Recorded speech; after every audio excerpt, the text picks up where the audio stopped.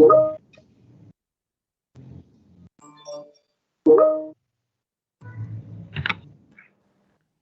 afternoon, everyone, and welcome to the inaugural ESG event of the FII Institute Series, and to this very special panel, which is focusing on redefining ESG towards inclusive global sustainable development. Today, I'm very excited and pleased to announce that the FII Institute has published its first ESG report, which you can find on our website and through our social media.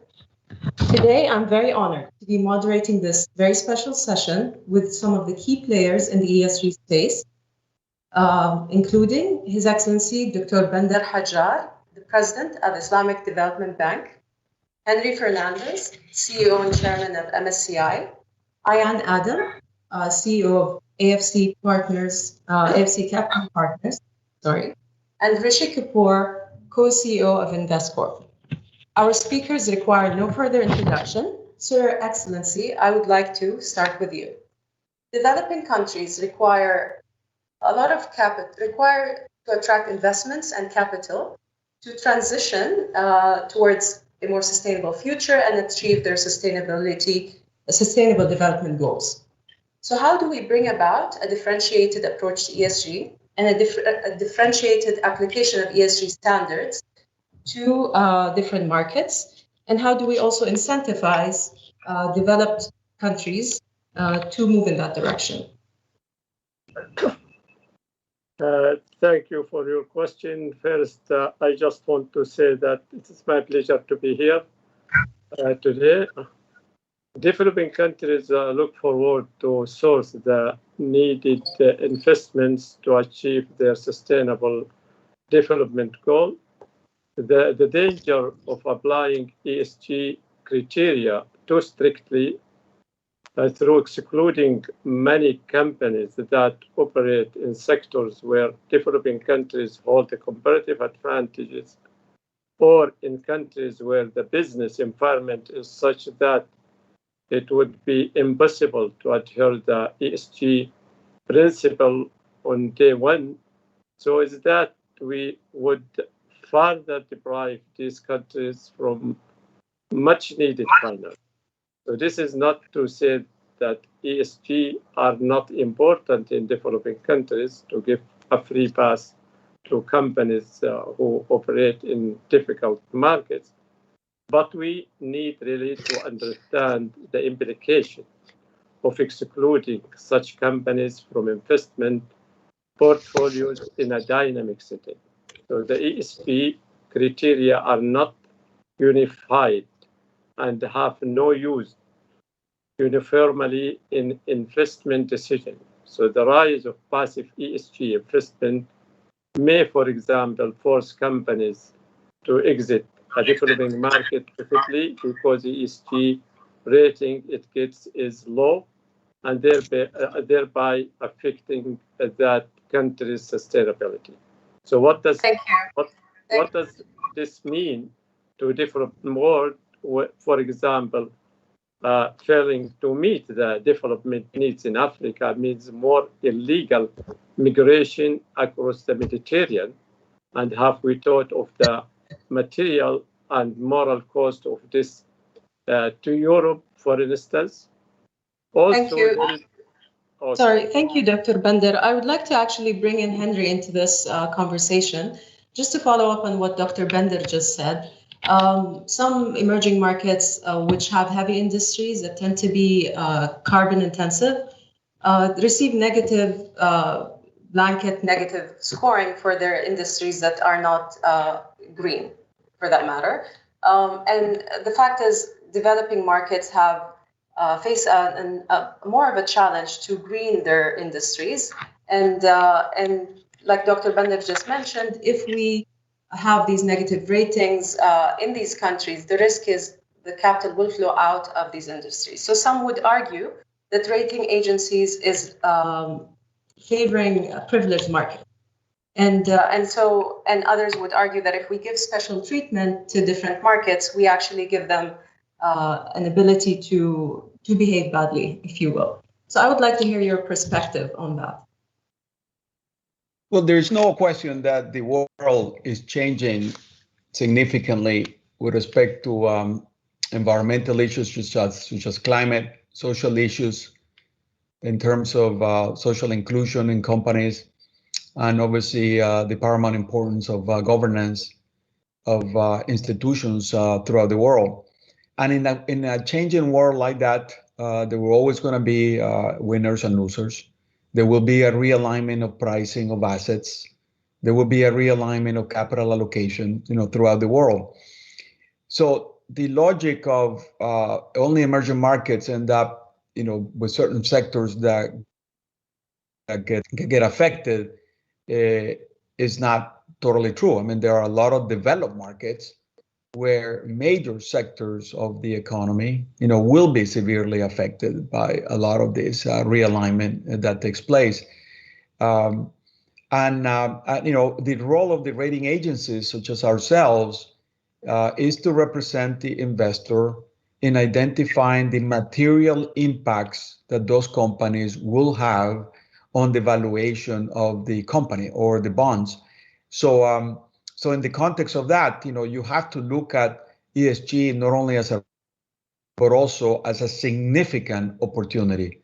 There are a lot of companies in emerging markets that will come out of this being major winners and will attract more capital than even companies in developed markets. Now, there is a role of the government, obviously, to figure out how to help those companies in terms of providing the infrastructure, for example, for renewable energy and things like that. But I think importantly is it's not a fair world. It's not a just world sometimes. The realignment is coming, is here to stay and to go. And I think it's important for companies to adjust to that and begin to look at the opportunities. Thank you very much. So Ayaan, I would like to now turn to you. Like Henry just said, in this transition, there will be winners and there will be losers.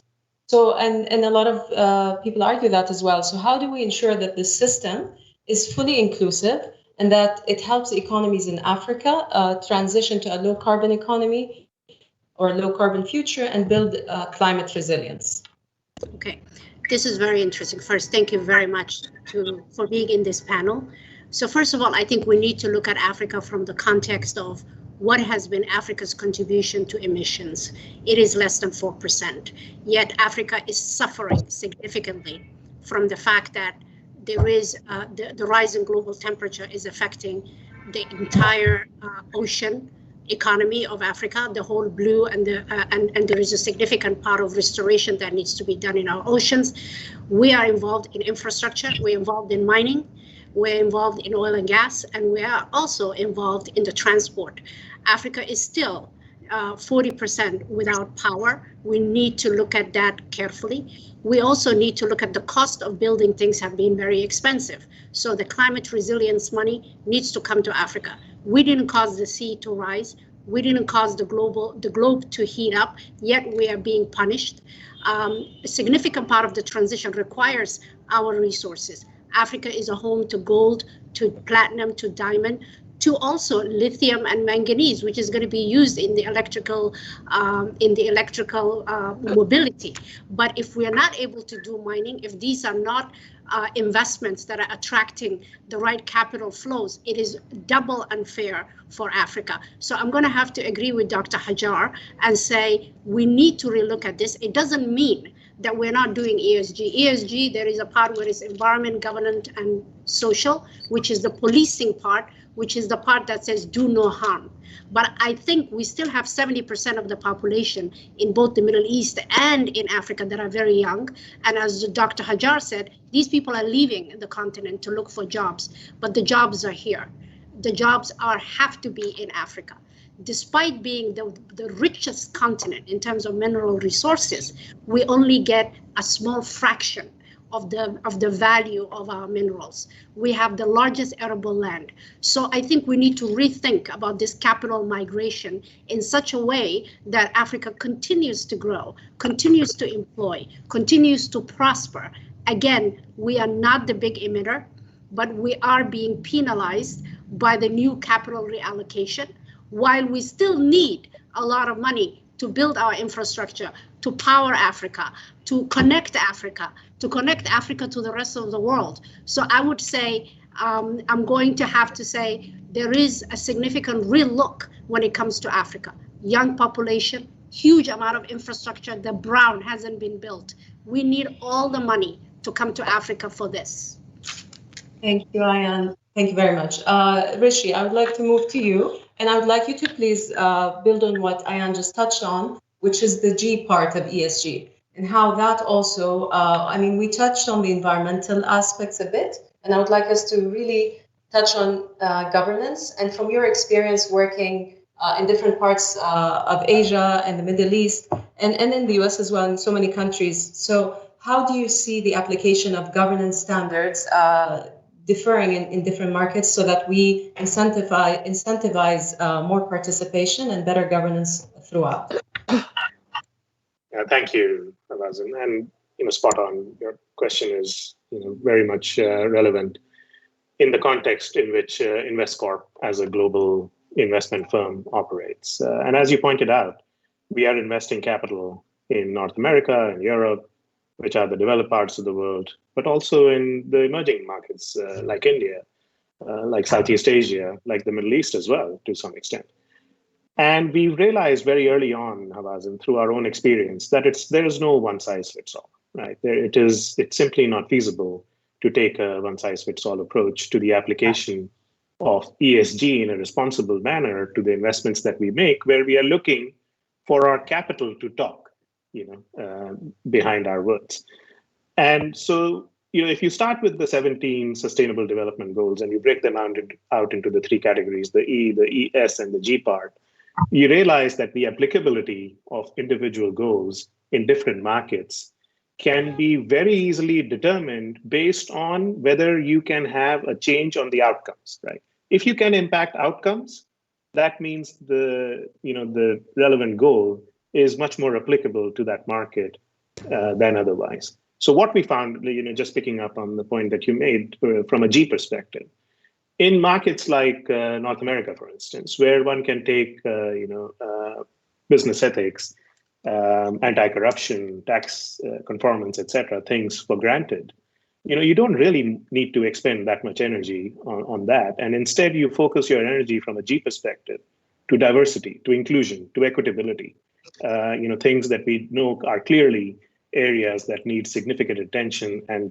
clearly improvement in those parts of the world. When you switch to a market like India, as we have done, we realized actually those very same factors that we took for granted in North America and Western Europe, you cannot, right? In fact, your focus, over there is in ensuring that the companies that we invest into follow best practice from an ethical procurement perspective, from a labor standards and human rights perspective, from the perspective of ensuring transparent disclosure to all stakeholders.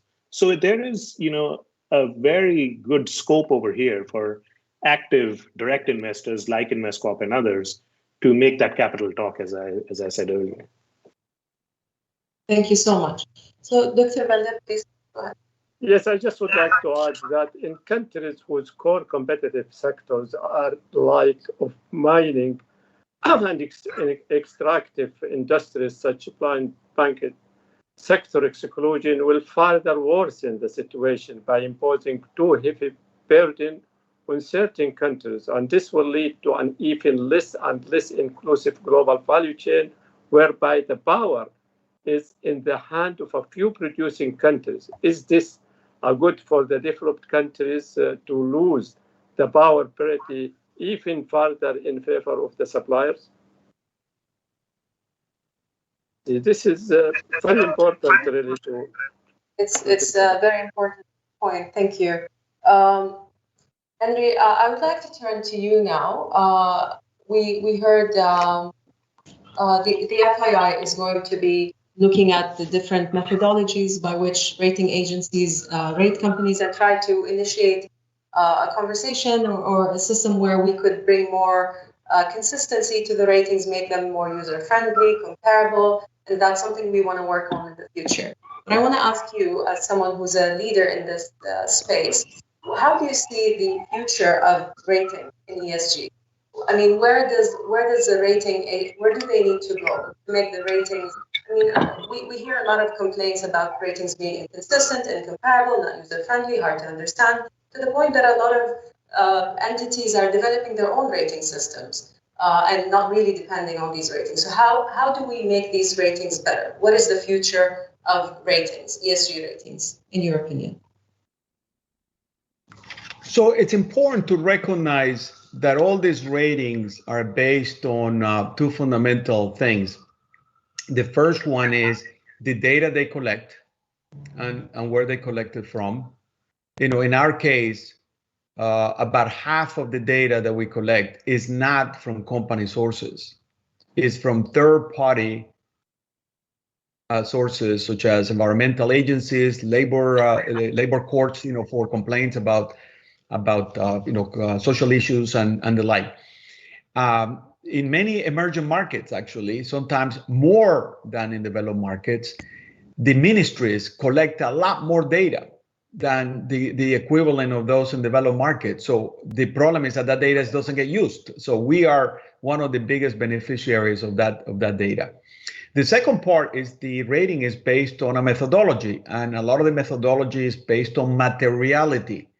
There will be very different judgments as to what is material on a company, you know, and even if you have an agreement on materiality, the weight of that materiality, how much do you weigh the social issues versus the climate change issues, are going to have a very different implication on the rating. So I don't think that there is a silver bullet to bring, you know, all rating agencies to be, conforming to similar ratings in every company, like the credit rating agencies, because we're starting with different, cloth of data, and secondly, the methodology and the judgments on materiality are going to be different. And I think that choice is very important to investors.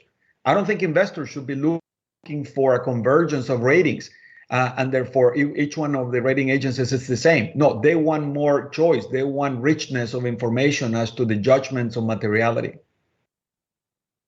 Very, very clear. Thank you. So, Ayaan, I would like to turn to you.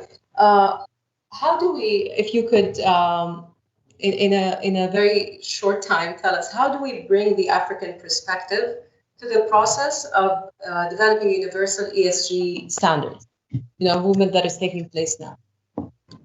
So I think one thing is that I think the COVID has shown us quite a lot, has revealed many things. I think the disruption in the supply chain that has happened had affected Africa significantly. And there is significant move for Africa to really industrialize. And you can do the industrialization in a carbon neutral fashion. You can also start connecting Africa within itself, because we have over 1.2 billion going on 1.5 billion. There is emerging of certain economies. We do have these resources, but I think the key issue is that I don't think Africa can afford to sell its resources and then it comes back at 15 times the price. As you can understand, that is one of the things that has continued to underdevelop the African continent. So this resource beneficiation, and for us to capture more value chain from the resources that Africa have, will be a trend. Africa has also looked at the whole renewables move, and many African countries are using renewable sources. In addition to that, Africa provides the world with a huge amount of carbon sinks in terms of the land and the forests that we have, in addition to the fact that we have the largest concentrations of battery type resources. We do have oil and gas as well. Gas is still a viable option, but we do need significant amount of funding to support the impact of climate change, which is the resilient, the fact that it takes us to build a bridge with more money, the fact that we need to do our part. Thank you. Thank you. Rishi, I would like to give you a chance to tell us about your fit for purpose approach, which I find very interesting to investments, and how you apply nuanced ESG metrics to certain markets and certain companies. Yeah, and I'm actually going to pick up from where Henry left off. As he was saying, the data published by rating agencies ultimately requires a big judgment overlay. And, as a direct private equity investor, we are in the beneficial position, if you will, of being able to do a much more ground up micro-analysis and assessment of what are the true material areas that require attention within the overarching umbrella, of course, of the E, the S, and the G, and then zero in on those material areas where you can actually change outcomes through active intervention and add value to in a sustainable manner. So, I'll use India as an example. India real estate, we are investors in India real estate. There, we focus on waste management, energy management, efficient use of land resources. In the US, where we are also investors in real estate, there we focus on ensuring diversity and inclusion, but at the same time, also looking at greenhouse gases, emissions, etc., because it's a developed market. So this is the fit for purpose nature of what I was referring to, Vasu. Thank you very much, Rishi. I want to give everyone a chance. We have about a minute or less. So I want to give everyone a chance to just maybe if you want to say a final remark, anything we can action out of this or any ideas you want to share, please go ahead. Henry, Dr. Bandar, okay, I'll start with you. That's okay. I think ESG should be more about value creation and rewarding companies that are leading progress rather than penalizing those with worse baselines today. Thank you. Ayaan, please. I think ESG should be about really protecting our environment, our ecosystem, having more governance, but it should also preserve investments in the sectors that will create jobs for the continent of Africa, at least. Thank you, Henry. Henry, quickly, please. Yeah, I think it's important to be realistic that the world runs on free allocation of capital, and therefore it's one company at a time, one investor at a time, and if those companies want to attract capital, they gotta adjust to the new realities. Thank you. Rishi, please. I think I already said it, Hawazen. It's all about making your capital talk in a way that changes outcomes. Thank you so much. It was a great pleasure moderating this session. Thank you for your insights and your participation. If there's anything this group shares, is their commitment to making the world a better place. So thank you for your commitment to that and for all your contributions. Thank you. Thank you. Thank you. Thank you, House.